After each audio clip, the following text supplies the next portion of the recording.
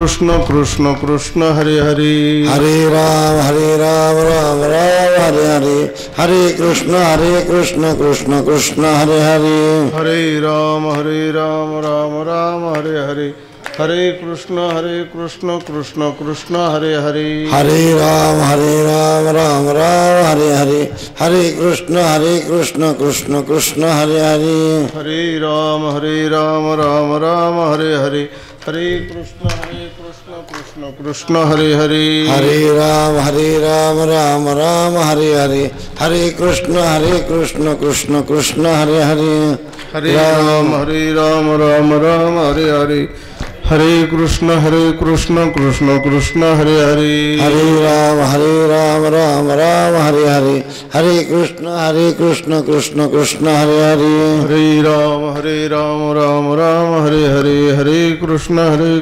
कृष्ण कृष्ण हरे हरे हरे राम राम हरे हरे हरे कृष्ण कृष्ण कृष्ण हरे हरे हरे राम राम हरे हरे हरे कृष्ण कृष्ण कृष्ण हरे हरे हरे राम राम हरे हरे हरे कृष्ण कृष्ण कृष्ण हरे हरे पुंडलीक वरदा हरि विठ्ठल श्री ज्ञानदेव तुकाराम पंढरीनाथ भगवान की जय मौली ज्ञानेश्वर महाराज की जय जगद्गुरु तुकाराम महाराज की जय महारुद्र हनुमान जी महाराज की जय सद्गुरु जोग महाराज की जय आत्मलाभासारिखे गोमटे काहीच न देखे म्हणून भोग विषेखे हरिखे जैना।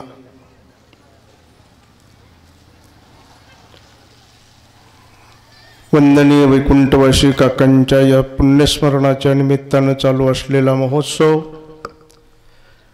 आणि ज्ञानेश्वरी चिंतनाचं हे तिसरं वाक्पुष्प आज आपल्याला सर्वांना मिळून चिंतन करायचं आणि हे वाक्पुष्प समर्पित करायचं। चिंतनाकरता मी आपल्या पुढे म्हणून दाखवलेली ओवी ज्ञानेश्वरीच्या 12व्या अध्यायातील 190व्या क्रमांकाची आहे। श्रीमद भगवद्गीतेचा 17वा श्लोक यो न हृष्यति न द्वेष्टे न शोचति न कांक्षति शुभाशुभ परित्यागी भक्तिमान्य समेप्रिया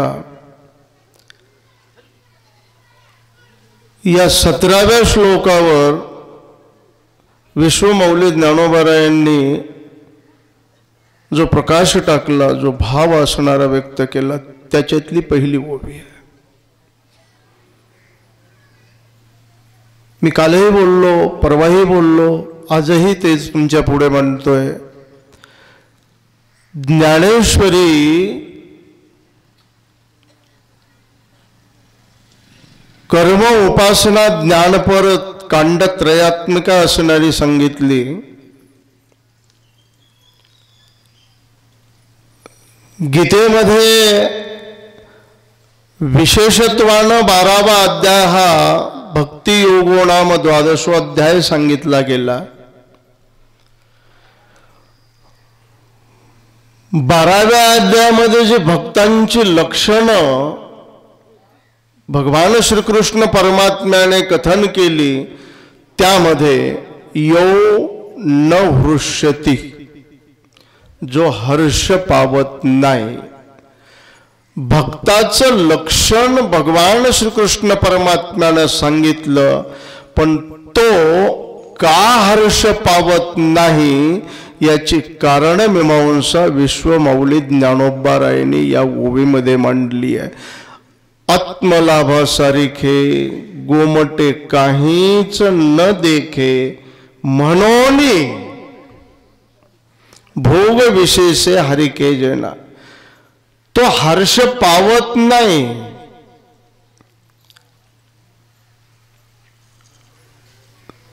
तुमच्या आमच्या ठिकाणी हर्ष उत्पन्न होतो, मी बोलेल पुढे। सामान्य सामान्य गोष्टीने माणसं हर्ष पावतात. रस्त्याने चालता चालता 1 रुपयाचा शिक्का पडलेला उचलून घेतो आणि खूप वाईट वाटतं.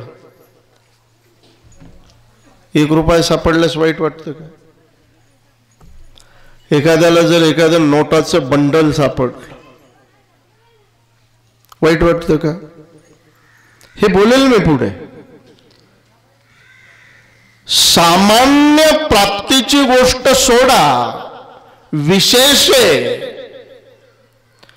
विशिष्ट प्रकारचे भोग प्राप्त झाले असताना सुद्धा, आता ते विशिष्ट भोग मी काल थोडं एक शब्द वापरला होता, ऐहिक भोग आणि पारत्रिक भोग. इहलोकातले भोग वेगळे, परलोकातले भोग वेगळे. आता भोगाचा स्वतंत्र विचार आहे आणि तो मी क्रमशः पुढे आपल्या पुढे ठेवण्याचा सद्गुरूंच्या कृपाशीर्वादाने प्रयत्नही करणार आहे. भोग खूप आहे व दिग्दर्शन म्हणून थोडं बोलून जातो. शास्त्रामध्ये 8 प्रकारचे भोग सांगितले की जे भोग भोगण्याकरता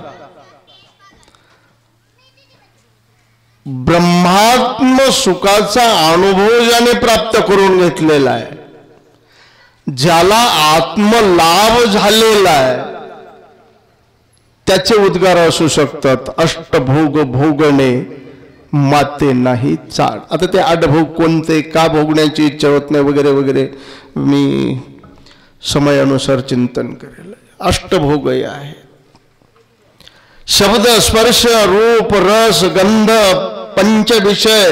हे विषय भोगही भोगाच आहेत.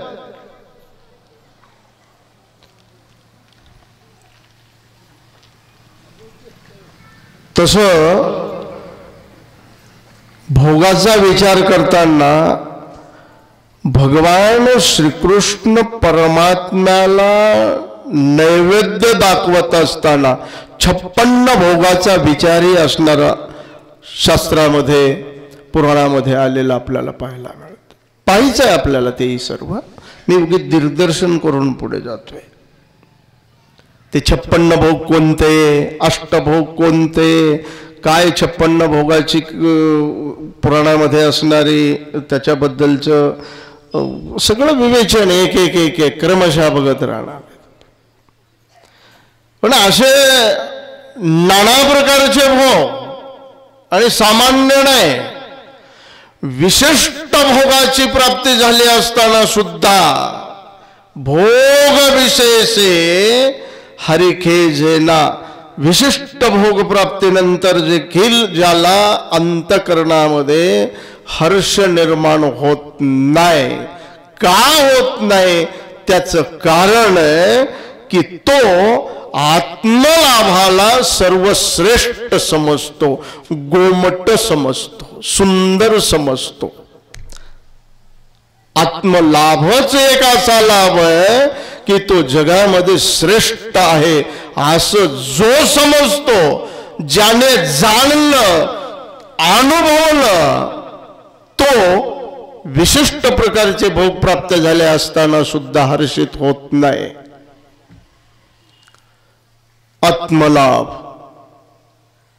गेले 2 दिवस चिंतन करत असताना आत्मलाभाच्या बाबतीमध्ये आपण थोडं प्रास्ताविक बघून काल थोडा विचार करत होतो.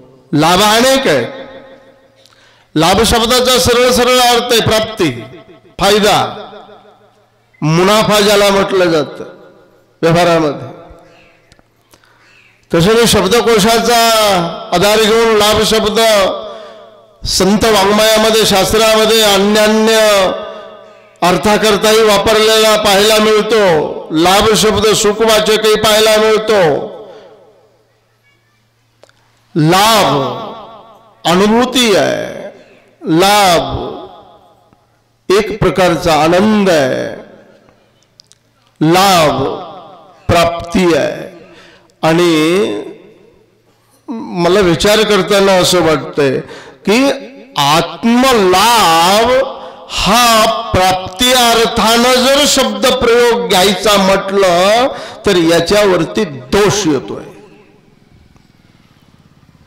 कारण आमच्याकडे असं आहे, प्राप्ताचीच प्राप्ती आहे, वस्तू अप्राप्त असावी आणि मग तिची प्राप्ती झाली म्हटलं तर गोष्ट वेगळी आहे. आत्मलाभ आत्मा मिळाला नाही, म्हणून अनुभूती, साक्षात्कार, जाण, सुख हे लाभ शब्दाचे अर्थ थोडे संयुक्तिक रूपाने या ठिकाणी वाटतात.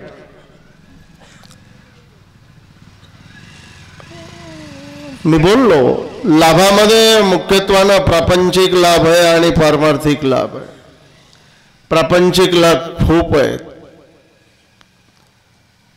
पुत्रलाभ असेल, धनलाभ असेल, मानलाभ असेल, हे प्रापंचिक आहे, व्यवहारामध्ये आहे सगळं. देह लाभाबद्दल मी काल थोडंसं चिंतन करण्याचा प्रयत्न केला. देह लाभ आहे, खूप दिवसानंतर लाभ झालाय. म्हणून जगद्गुरु तुकोबाराय बोलले, त्वरा करा नाशिवंत दे, पुढे त्याचा नाश आहे. त्वरा करा पुढे नाशी, मनुष्य देहा ऐशी उत्तम जोडी जोडली. सुंदर असणारा मनुष्य देह आपल्याला प्राप्त झालाय, लाभ झालाय.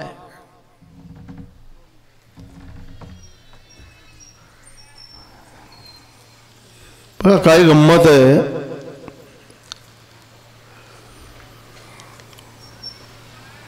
मला वाटलं होतं काय कधी कधी विचार करतो, कोणीतरी बोलतही तसं, महाराज तुम्ही काही भजनाला उभे राहिले नाही, काही नाही, टाळा घेतला नाही, एखादा अभंग हे म्हटलं नाही, गात्याच्या भजनामध्ये खुर्चीवर बसलेले दिसले होते 2 दिवस, आजही होतात, मग त्यापेक्षा थोडा आराम करायचा, कधी कधी म्हणतात माणसं. पण गात्याच्या भजनातूनही लाभ आहे. आणि सांगू तुम्हाला कोणता लाभ आहे महाराज? भजनाचा लाभ आहे. भजन एक लाभ सांगितला माझ्या जगद्गुरु तुकोबारायांनी.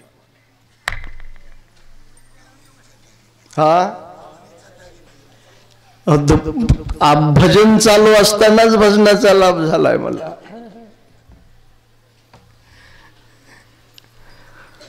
कामनेच्या त्यागे भजनाचा लाभ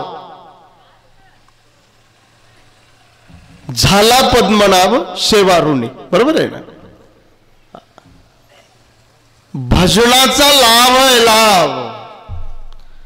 आता भजनाचा लाभ, कामनेच्या त्यागे भजनाचा लाभ, भजनाचा फायदा. थोडं मला असं वाटतं दोन्ही अर्थ आहेत, नाही असं नाही, पण ज्याने त्याने जसा लागून घ्यायचा आहे तो भजनाचा फायदाही आहे आणि बोलू पुढचं भजन हाच फायदा आहे. म्हणून भजनाने फायदा यापेक्षा भजन हाच जीवनातला फायदा, हा अर्थ मला माझ्या विचारधारेला आणखी थोडा खूप सुंदर वाटतोय.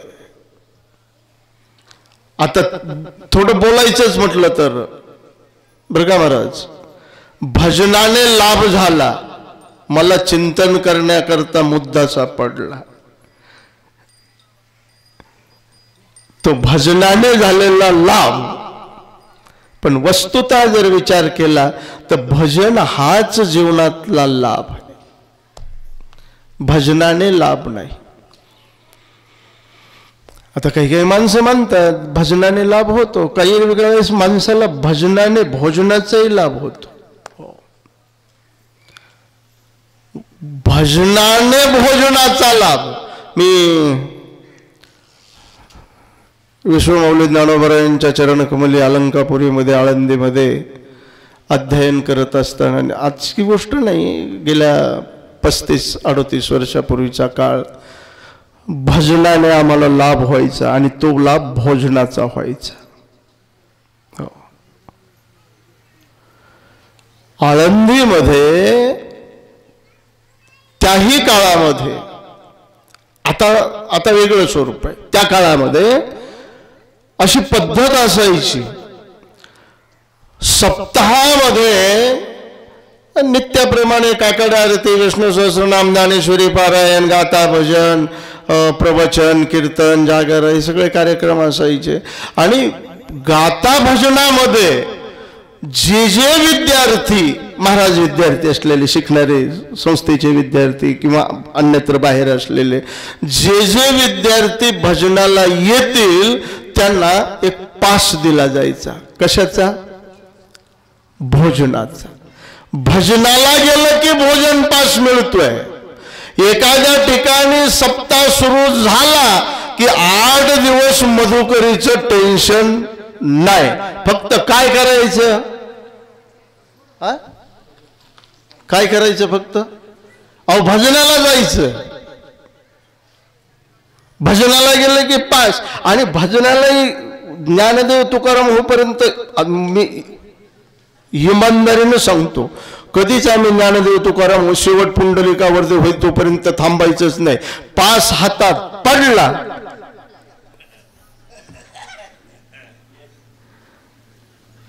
भजन भजनाकरता नव्हतंच. भजन कशा करता? हे पहा, भजन भोजनाचं साधन, त्यावेळेस भजनाने लाभ. आणि भजन साधन नाही, भजन हे साध्य म्हणून केलं जातं. माझे गुरुवर्य प्रातस्मरणीय विठ्ठल बाबा गुले नेहमी म्हणायचे, भजन भजनाकरताच करावं. त्यांचं वाक्य आहे. कुणी भोजनाकरता करीत असेल, कुणी धनाकरता, कुणी मानाकरता, तो ज्याचा त्याचा प्रश्न आहे, मला त्याच्याशी काही घेणं देणं नाही. पण भजन भजनाकरता जर असेल तर तो लाभ खऱ्या अर्थानं जगद्गुरु तुकोबारायांना अभिप्रेत असलेला कामनेच्या त्यागे भजनाचा लाभ, तो लाभ. आता आम्ही भजन कशा करता हा ज्याचा त्याचा प्रश्न आहे. ज्याने त्याने अंतर्मुख वृत्ती करून स्वतःच्या मनाला विचारावं, आपण भजन करतोय. आता एक गोष्ट सांगू का तुम्हाला? बऱ्याच ठिकाणी असं चित्र आहे, भजन करणारा आपण का भजन करतो हे विचार करण्यापेक्षा त्याचं भजन करून न करणारे त्याचा विचार करणारे समाजामध्ये जास्त आहे. आता काय यांना 8 दिवस टेन्शनच नाही म्हणतात. एक तर माणूस तुम्हाला आबा ओळखीचा आहे, आमचे चुलत भाऊ, माझे चुलत भाऊच आहेत, वयोवृद्ध आहेत, मोठे आहेत, आबापेक्षाही वयाने मोठे आहेत. जवळजवळ 60 65-70 वर्ष वय असेल त्यांचं. आपलं मग ते माझ्या जन्मभूमीच्या ठिकाणी आम्ही आपलं कथा वगैरे 7 दिवस माझा थांबण्याचा योग असतो. मग श्रीमद भागवत कथेकरता काही बरोबर असलेले कलाकार मंडळी, गायक वादक बरोबर असलेले. मग त्याच्यातला एखाद्या गायकाने आमच्या अतुल महाराजाचा परिचय गरणीत आहे सगळ्यांना. तो इथे जवळजवळ 2-3 कथेला माझ्या बरोबर. अतुल महाराजांना म्हणजे, नाना जाऊ दे शेताकडे कशाला जात आहे, थांबा, जावा कथा झाल्यानंतर, चला की आज तरी ऐकायला. त्यांनी म्हणायचे नाही येतो. अहो काय तुमचं रोजच आहे.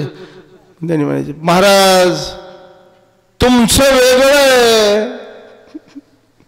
तुम्हाला काय, एक चाल म्हणली की. भजन भजना करता तो भजन लाभ आहे. खूप बोलण्याजो काही बोलेल मी, प्रसंग येतील तसे पुढं. लाभ थोडं मला मूळ मुद्द्याकडे असणार आज यायचं आहे. इथे लाभ आहे आत्मलाभ. जसे जसे प्रसंग येतील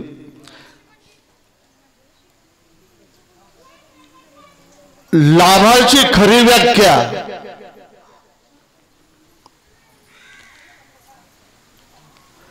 जो झाला असताना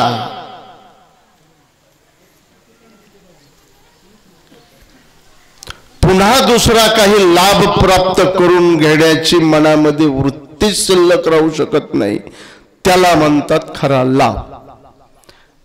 यम लब्ध्वा चापरम लाभम मन्यते नाधिकम ततः न अधिकम ततः मन्यते. यस्मिन् स्थितो न दुःखेन गुरुनापि विचाल्यते. यम लब्ध.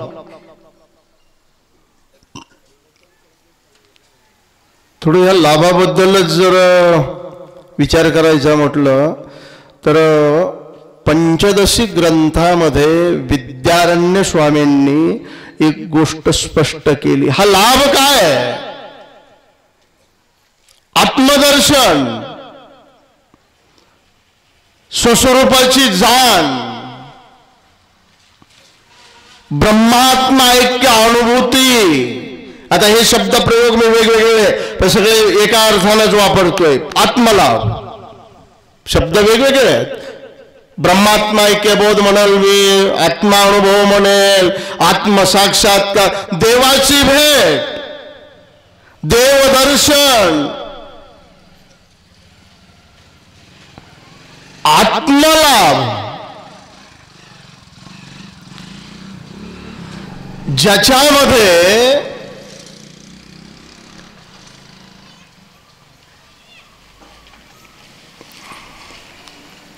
ओम पूर्णमद पूर्णमिदं पूर्णात् पूर्णमुदच्यते पूर्णस्य पूर्णमादाय पूर्णमेवावशिष्यते. या पूर्णत्वातून पूर्णत्व काढल्यानंतर देखील शेष पूर्णत्वच राहतं, त्याला म्हणतात आत्मलाभ. तो लाभ ज्याच्यामध्ये न्यूनता येत नाही.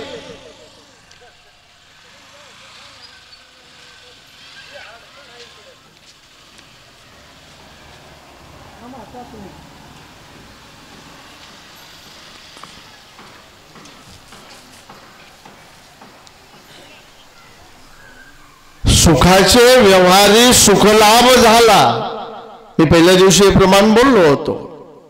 सुखलाभ, सुख शब्द परब्रह्मवाचक आहे, ब्रह्मवाचक आहे. यो वै भूमा तत्सुखम नाल्पे सुखम असती असं श्रुती उपनिषदाचं वचन. आणि आपण नेहमी भजनामध्ये गातो, सर्व सुखाचे आगर बाप रखुमा देवीवर. सर्व सुखाचे आगर तो हा उभा विटेवर.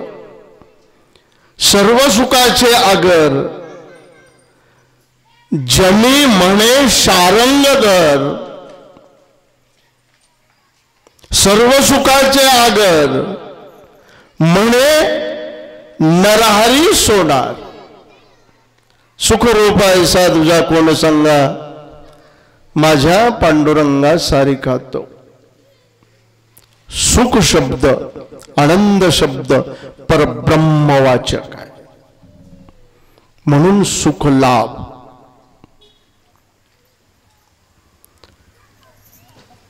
सत्यम ज्ञानम अनंतम ब्रह्म. आनंद अद्वय नित्य निरामय जे का निजध्येय उगयांचे तो हारे श्री हरी. कोण? सत्य ज्ञानानंत गगनाचे प्रावरण नाही रूपवर्ण गुण जेते तो हारे श्री हरी. पाहिला डोळे भरी पाहता पाहणे दुरी सारोनिया.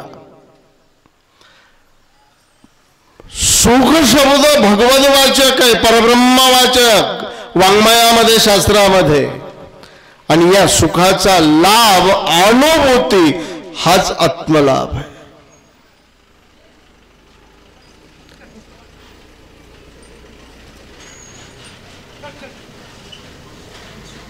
ब्रह्मप्राप्ती, आत्मसाक्षात्कार, भगवत भेट,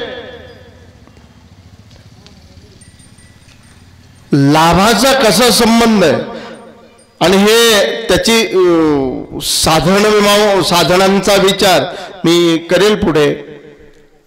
उगी जाता जाता एक प्रमाण म्हणून सांगून, संत दर्शनी काय हा लाभ, पद्मनाभ जोडला म्हणजे हा परमात्मा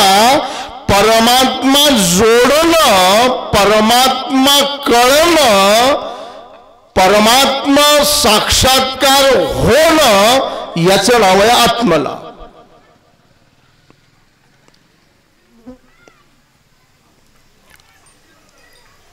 आत्मानुभूती, आत्मसाक्षात्कार. त्या आत्मसाक्षात्काराकरता काय साधना करावी लागते, त्याचं काय साधन आहे, स्वतंत्र विचार आहे, करू आपण पुढे. पण हा आत्मलाभ ज्या लाभाला आत्मलाभ म्हणून इथे ज्ञानोबरायांनी संबोधलंय, आणि जो लाभ झाल्यानंतर पुन्हा कुठल्याच प्रकारचा लाभ जीवनामध्ये करणं शिल्लक राहत नाही, त्याचं नाव आहे आत्मलाभ. मगाशी मी श्लोक बोललो की जे प्राप्त झालं असताना पुन्हा प्राप्ती नाही, जे जाणलं असताना पुन्हा जाणणं म्हणून काही शिल्लक राहत नाही.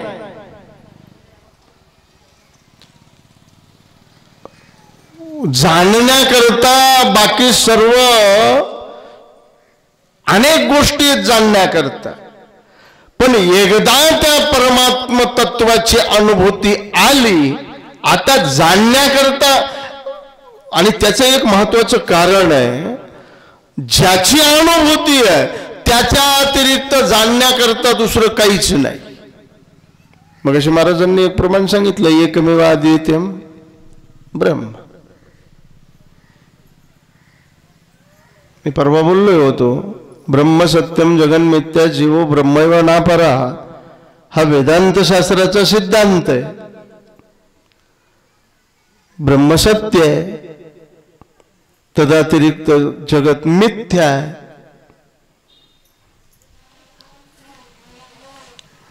बरं का फड महाराज, रात्री प्रवचन संपल्यानंतर आमचं जवळजवळ अर्धा पाऊण तास पुन्हा प्रवचन झालं.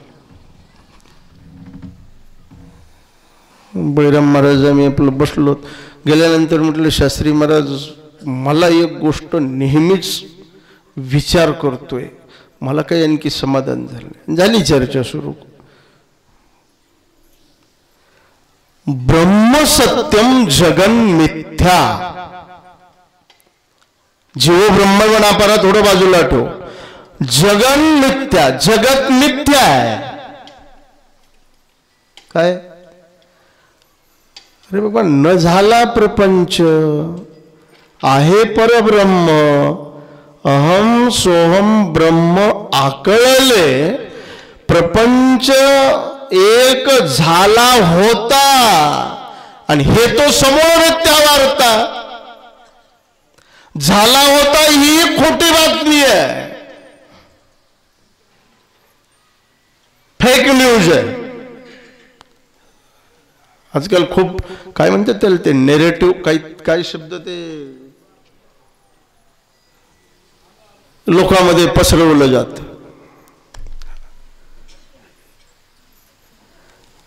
ही बातमी सुद्धा कोणती, झाला होता, हे तो समूळ मिथ्या वार्ता, खोटी बातमी आहे म्हटले.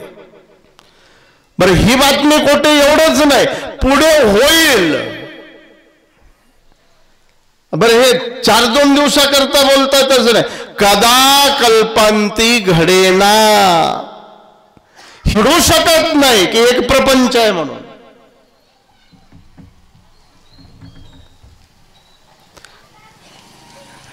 मग असं असताना प्रपंच संसार नाहीच, आई आहे भगवान. तर मग त्याला मिथ्या काय म्हणून म्हणत बसायचं? अरे जे नाहीच त्याला मिथ्या म्हणण्याची काय गरज आहे?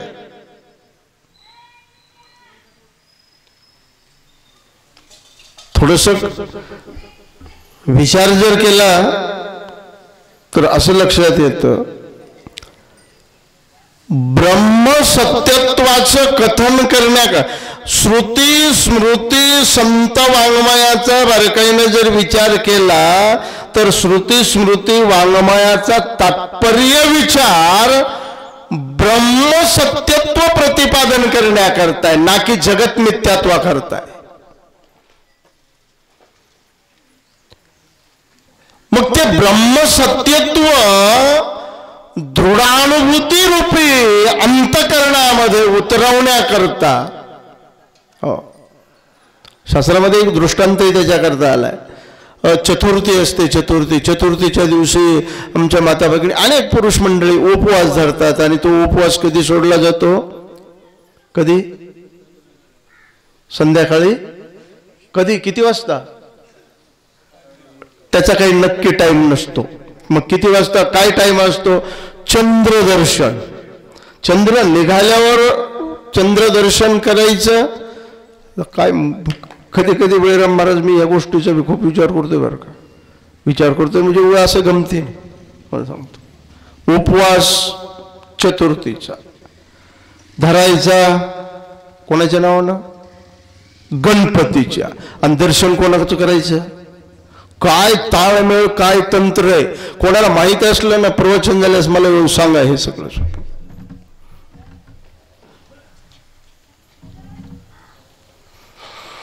तो चतुर्थीचा चंद्र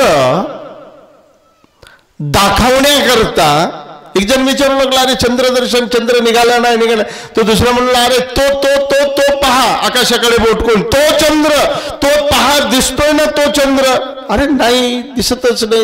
अरे हे बघ इकडे. त्याला हाताला धरलं, थोडं बाजूला घेतलं. हे बघ ते समोरचं झाड आहे ना, त्या झाडाची वरची फांदी दिसली आणि खालची फांदी, दोन्हीच्या मधून जो झरोका आहे, दोन्हीच्या मध्ये असलेला अंतर सांद ज्याला आपण म्हणतो, आणि त्याच्यातून पलीकडे पहा तो चंद्र.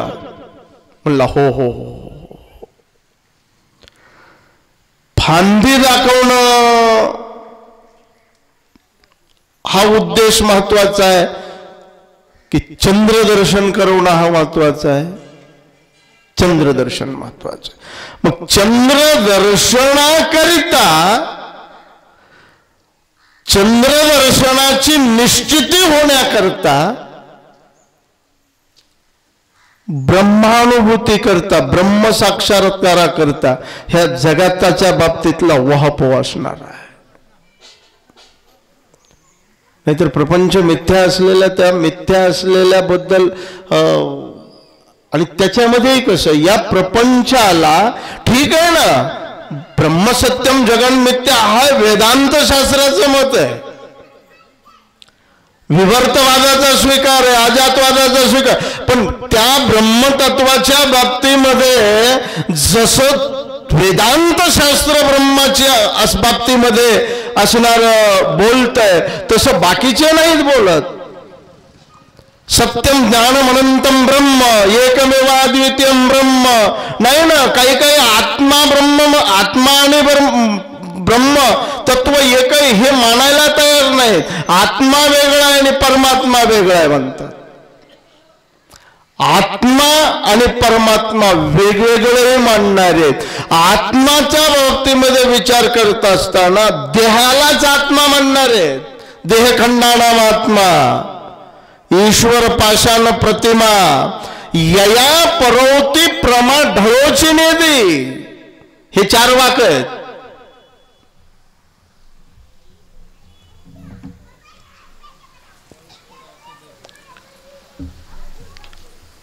साडेतीन हाताचा देह म्हणजेच आत्मा.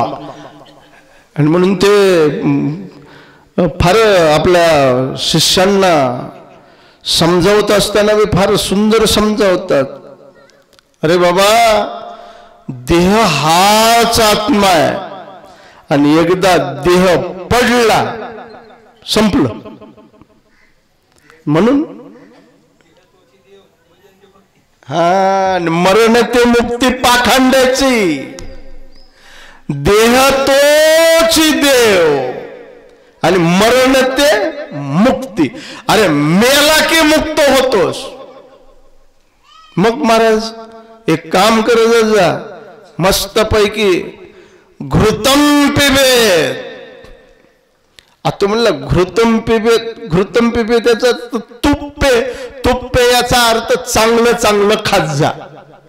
हा का, देह जर असणारा देव आहे तर या देहाचे चोजले पुरवण्याकरता चांगलं चांगलं खाल्लं पाहिजे. खात जा चांगलं चांगलं. घृतम पिबेत. म्हणलं ठीक आहे, खा म्हणताय चांगलं, पण असलं पाहिजे.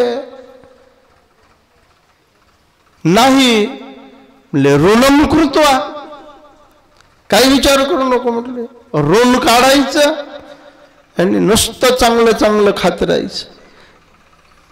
अरे वा, कर्ज काढलेलं फेडावं लागेल ना. कसलं फेडणं वगैरे, मेलं गेलं संपलं, मरण ते मुक्ती, पुन्हा काय घेणं देणं. ब्रह्माच्या बद्दलचा विचार करत असताना, ब्रह्मविचार आत्मविचार करत असताना अनेक जण या देहालाच आत्मा म्हणतात, ब्रह्म म्हणतात. काही काही इंद्रियांना आत्मा म्हणतात, कोणी कोणी मनाला आत्मा म्हणतात, कोणी कोणी बुद्धीला आत्मा म्हणतात. बुद्ध्यात्मवादी वेगळे, मनात्मवादी वेगळे, इंद्रियात्मवादी वेगळे, देहात्मवादी वेगळे. मोठा झमेला हा सगळा. आत्मतत्व काय, ब्रह्मतत्व काय, याचा वहापोह करत असताना आणि ते ब्रह्मतत्व त्या जिज्ञासूला, साधकाला त्या ब्रह्मतत्व विचाराचा दृढ असणारा निश्चय होण्याकरता जगन्मिथ्यात्वादी विचार मांडलेला, बाकी काही कारण नाही.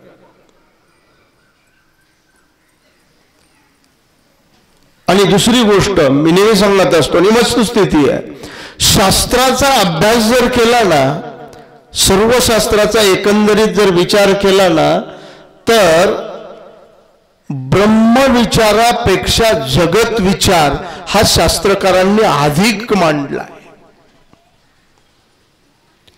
श्रुती स्मृतीमध्ये ब्रह्मविचाराच्या प्रमाणापेक्षा जगत विचाराबद्दलचे प्रमाण अधिक पाहायला मिळतात. काय हे जगत,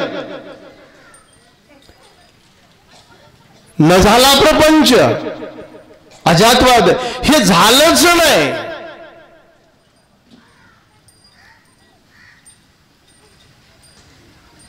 मला या चिंतनातूनच पुढे आत्मलाभापर्यंत पोहोचायचे. आणि तो आत्मलाभ कोणता लाभ आहे, आता प्रमाण मी कामनेच्या त्यागे, भजनाचा लाभ, हा हे भजनच आत्मलाभ कसं आहे, हा विचार असणारा मला करण्याचा प्रयत्न करायचा.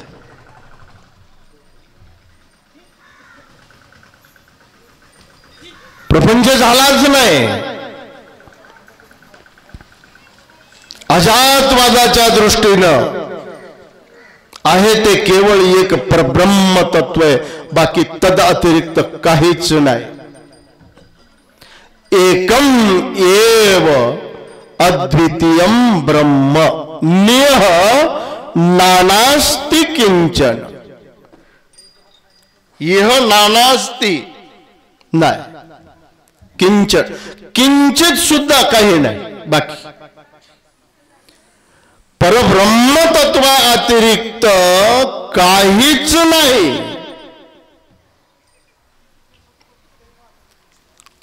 मग म्हटलं हे सगळं जे आहे ते काय? म्हटलं सगळं पूर्वी कोठेच नव्हते काही. चंद्र सूर्य तारा तेही आवघे शून्यचे होते पाही. कान्होबा तेरे तेरे ते.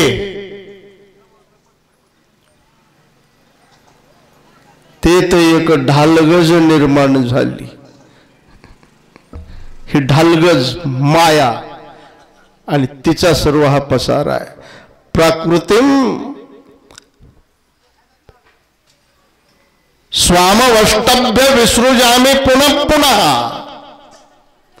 ईश्वर सर्वभूतानां हृद्देशेन गुणतिष्ठति भ्रामयन् सर्वभूतानि यंत्रारूढानि मायया. पण कोणत्या, कसा?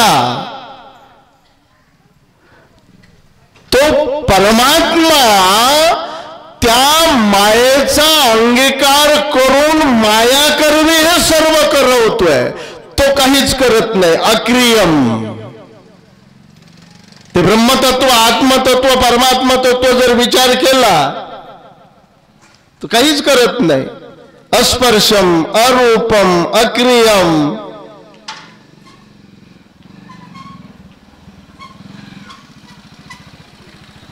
ब्रह्म काही करतही नाही, त्याचं काहीच कार्य नाही आणि त्याचं काही कारणही नाही. भोले बाबा एक गोष्ट सांगायची, मला आठवली, मी सांगतो. बाबा म्हणायचे ब्रह्म ब्रह्म ब्रह्म म्हणजे काय सोप्या भाषेत सांगतो. आणि ते म्हणायचे ब्रह्म त्याला म्हणतात ज्याला आईबाप नाही आणि ज्याला पुढे मुलं बाळ नाहीत, ते म्हणजे ब्रह्म. किती सोपी आणि साध्या शब्दातली व्याख्या आहे बघा ब्रह्माची. ज्याला आईबाप नाहीत, नीट ऐका, आणि पुढे मुलं बाळ नाहीत, असं जे तत्व ते म्हणजे ब्रह्म. असं कोण आहे हो ज्याला आईबाप नाहीत? एक मनुष्य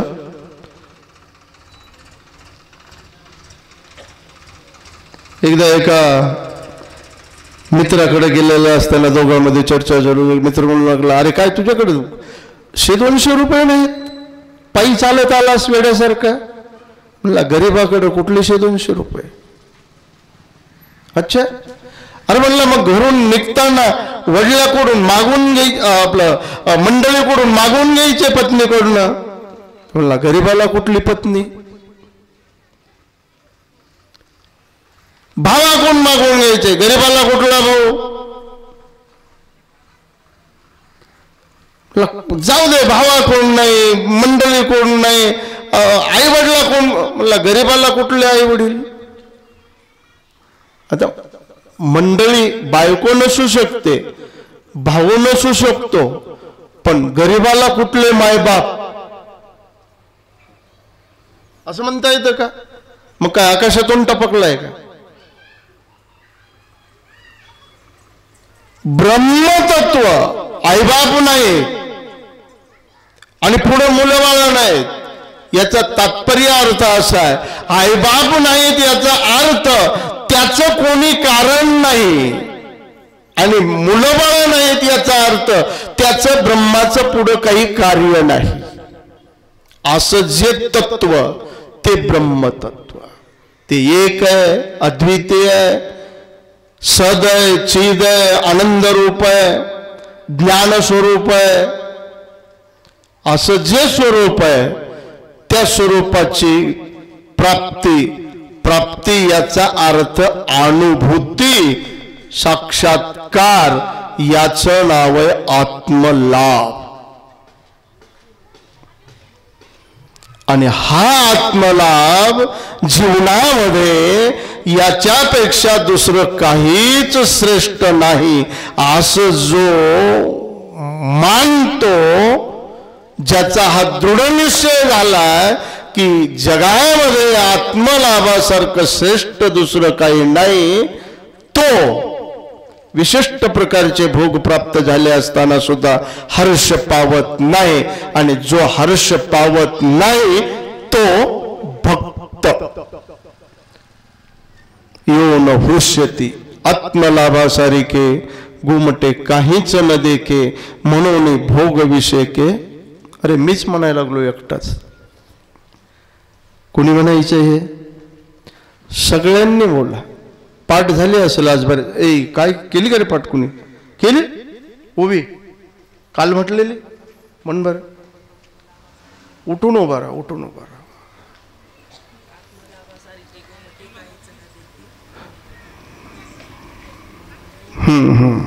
भोग विषय के हरी खे चल काही का होईना पण राखली अर्धी का म्हणीनास. तशी बऱ्याच जणांना पाठ झाली असेल असं मी गृहीत धरतोय. आणि नसली झाली उळपाट आणखी तरी 7 दिवसात मायबाप पाठ करून घ्या.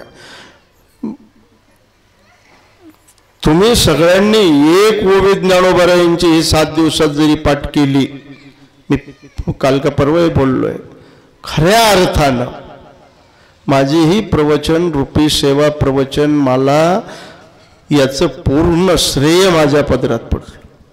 पण तुम्ही ओवी पाठ करा, माझा अट्टास राहील, आग्रह राहील.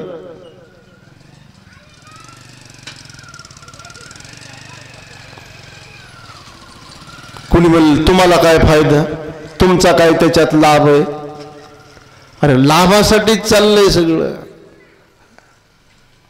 करा मायबाप, आणि नक्की आपण करायला अशी मी अपेक्षा करतो. आणखी कुणी ज्ञानेश्वरी उघडून बघितली नसेल तर जाऊन उघडून बघा, नाहीतर ऐका आणि पाठ करा. बोला पाठीमाग. आत्मलाभासारिके गोमटे काहीच न देखे, मनोनी भोग विषेखे, हरिखे जेना. पुंडलीक वरदा हरी विठ्ठल श्री ज्ञानदेव. पंढरनाथ भगवान की जय. माऊली ज्ञानेश्वर महाराज की जय. जगद्गुरु तुकाराम महाराज की जय. सद्गुरु जोग महाराज की जय. विठ्ठला विठ्ठला विठ्ठला विठ्ठला विठ्ठला विठ्ठला. आता विश्वात्मके देवे हिणी वागयज्ञ तोषावे, तोषोणी मज द्यावे पसाय दाणे.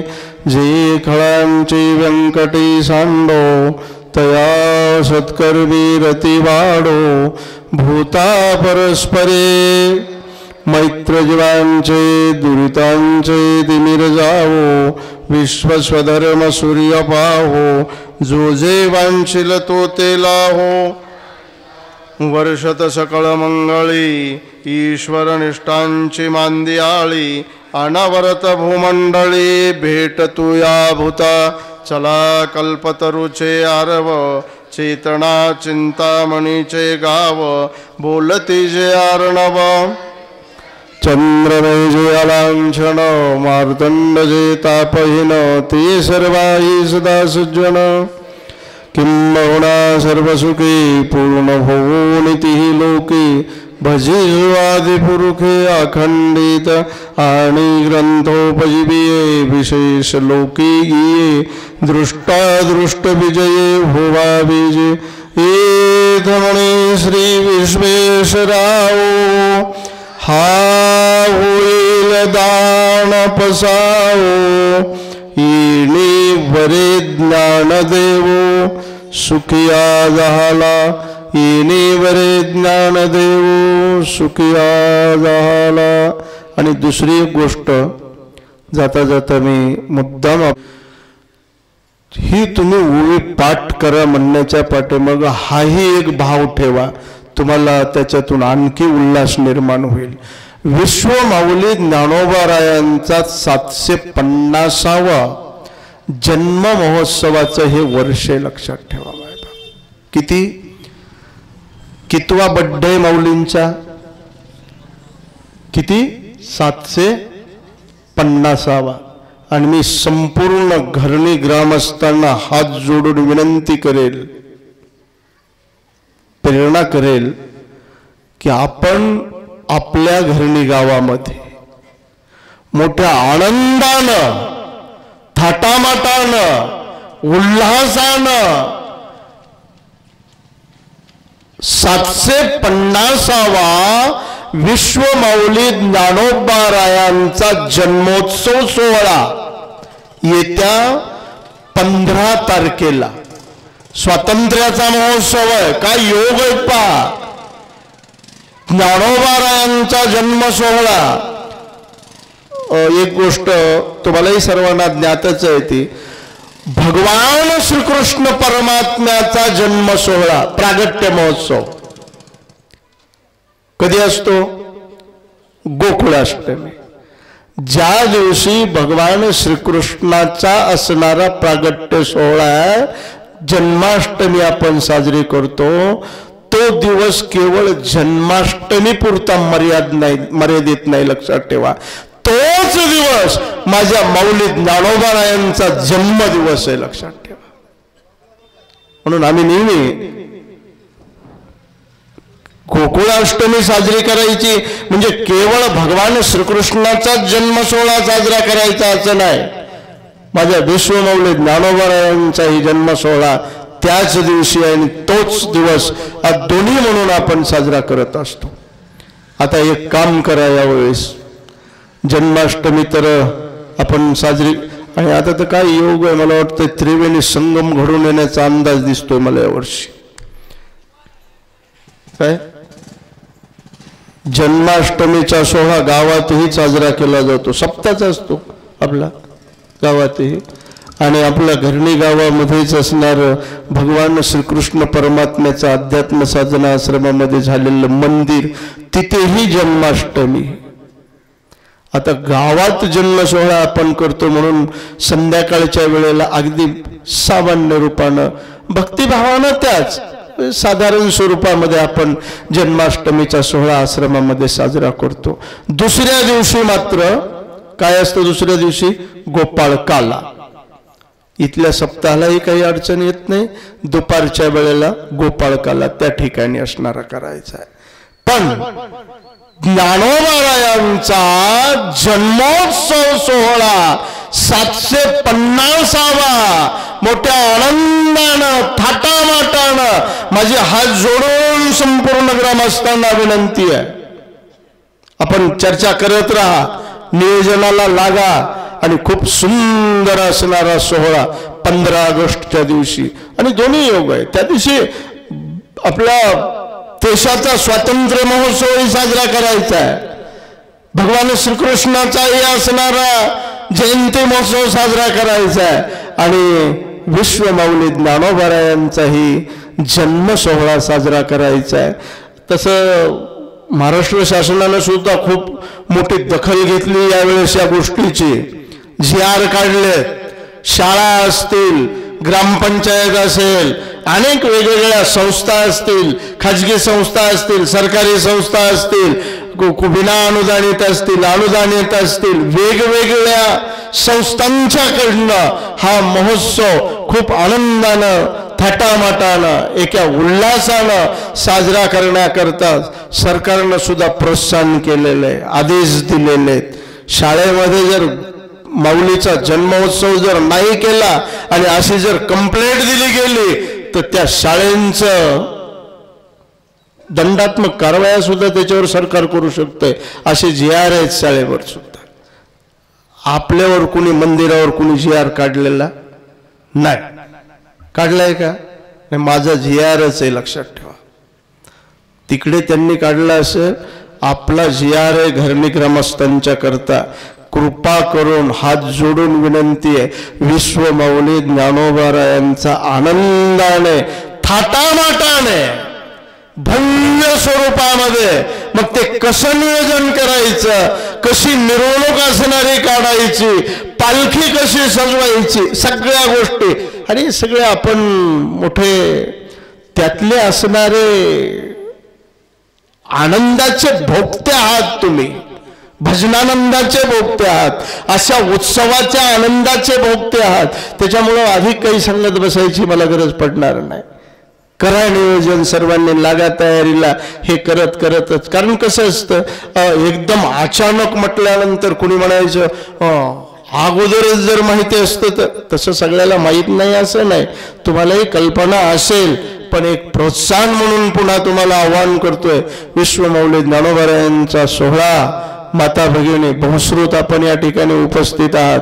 अगदी खूप सुंदर सुंदर त्या सोहळ्याचं स्वरूप कसं करता येईल आपल्याला, याकरता सर्वांनी झटून विचार करून वेगवेगळ्या प्रकारचे आपापले ज्याला जे जे सुचतंय त्याने मांडा आणि त्याच्यातून सगळ्यांनी मिळून विचार करून एकत्रित येऊन हा मौलिद ज्ञानोबारायांचा जन्मोत्सव आपल्या घरणी गावामध्ये मोठ्या आनंदाने थाटामाटाने आणि सकाळपासूनच मी इथेच बसून राहणार आहे, त्या दिवशी मंदिरातच बसून राहणार म्हणजे कसं करता, नुसतं टाइमपास म्हणून नाही, त्याच्या आयोजना करता तुमच्या बरोबर सगळ्यांच्या पुढे आपण सगळ्यांनी हे सगळे बालवारकरी हे सुद्धा घेऊन येणार आहे, सुंदर दिंडी सोहळा वगैरे. आबा बरं का, एकनाथराव भजनी मंडळ, बळीराम महाराज सगळे जरा आता चर्चा सुरू करा की आपल्याला 15 तारखेला गावामध्ये मिरवणूक असतेच. कोणती, प्रजासत्ताक दिनानिमित्त अनेक विद्यार्थी असतात, हजारो विद्यार्थ्यांची प्रभात फेरी असते गावामध्ये. टाळ्या मृदंगाच्या गजरामध्ये आपणही काय काय करता येईल त्या दृष्टीने सगळा विचार करून तो सोहळा असणारा. बळीराम महाराज तुम्हाला हात जोडून विनंती, तुम्ही घरणीला येऊ नका, सुगावमध्ये करायचं. फड महाराज तसं तर तुमचं मोठं आयोजन करतील, मला अंदाज आहे. एखाद्या वेळेस कराड साहेबांनी तसं आप्पांनी सांगितले असेल आणि खूप सुंदर आयोजन करतील ते. त्याच्यामध्ये तुम्ही सगळी मंडळी होणारच आहेत सहभागी. गुरुजी घरणीला नाही यायचं, प्रत्येक गावामध्ये वाड्या वस्त्यावरती गल्लोगल्लीला. अरे हा सोहळा कोणाचा आहे, सामान्य नाही. एक सांगू तुम्हाला, ज्यांच्यामुळे तुम्ही आम्ही सगळे इथे एकत्रित बसलोत ती माझी ज्ञानाई विश्वमौली ज्ञानोबारायांचा जन्म सोहळा आहे. सर्वांनी मोठ्या प्रेमानं असणारा आपण तो साजरा करू. तयारीला लागा 15 ऑगस्टच्या दिवशी. आणि एक गोष्ट मी जी बोललो तुम्हाला की आम्ही विश्वमौली ज्ञानोबारायांच्या जन्म सोहळ्याच्या दिवशी, मला वाटतं शासनाने GR काढलाय की शाळेमध्ये पसायदान करा. माझा GR आहे, त्या दिवशी कमीत कमी प्रत्येकाने ही ओवी पाठ करून म्हणा. बस वाणीला पूर्णविराम देतो. एक सूचना म्हणून म्हटलं, परत पुन्हा बोलता बोलता लक्षात, कारण अनेक गोष्टी असतात लक्षात राहील न राहील म्हणून त्याबद्दलची एक प्रकारची सूचनाही म्हणायला काही हरकत नाही. झालेली सेवा भगवत चरणी. उद्या सद्गुरूंच्या कृपा आशीर्वादानं पुन्हा चिंतन करायचं. बहुसंख्येने आजही जसे आपण आलात उद्याही या. उद्या चिंतन पाहू. पुंडलिक वरदार विठ्ठल पंढरीनाथ भगवान की जय.